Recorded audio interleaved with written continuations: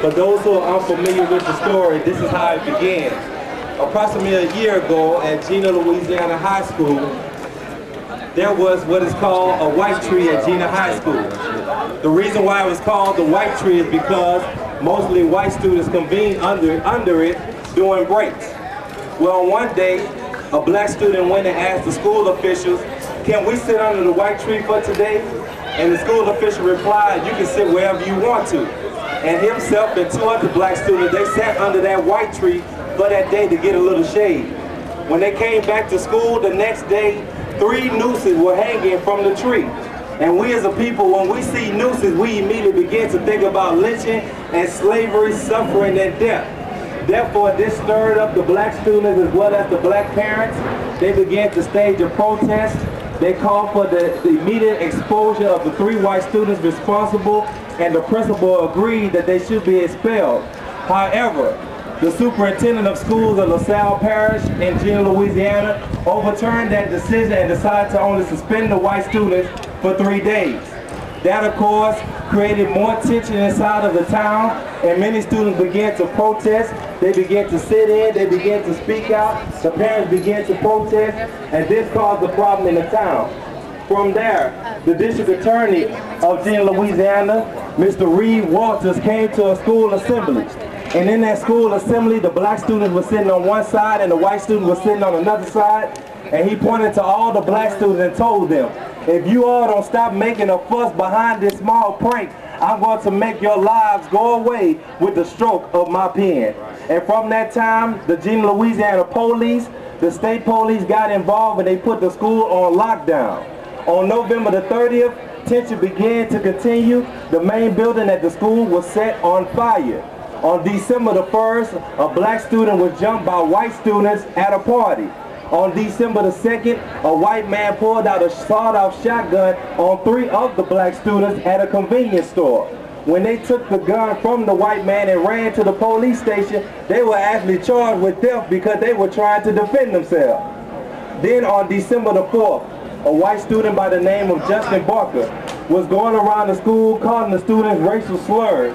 He was bragging about the 3 nooses hanging, and he was bragging about those black students getting beat up and jumped over the weekend. During the break, he was jumped by some black students. Now, no one was able to identify who was involved in the fight. So when everybody began to scatter and went back to class, the school officials were trying to find out who was involved in the fight. Nobody knew, and nobody gave any names or any faces. So the school officials told all the white students that they could find, just write us a statement and tell us who was standing around watching. And in all of the statements, they wrote down the names of what we have today, which is called the JENA 6. So for the record, I want to state that the 6 boys that have been identified in this fight, they were not even involved in the fight from the beginning. They were put on bonds ranging from $70,000 to $150,000. Their parents put up their own properties to bail them out, and all 5 of them were bailed out with the exception of the young man that we stand here before that is still behind prison, and that is Mr. Free Michael Brown! Free Michael Brown! Free Michael Brown! Free Michael Brown! Free Michael Brown! I urge you to get on the bus over here tomorrow and stand for justice. What if it was your brother, your sister? What if it was a Houston 6, the Dallas 6, the Beaumont 6, the California 6, or the Texas Southern University 6? Texas Southern University, this is our time to get on the bus and stand up for justice. What's good, Josh? Your girl SAMii T with Talk on the Walk. I am here. We are here at TSU. We're on the bus 3. We're in the middle of all the action.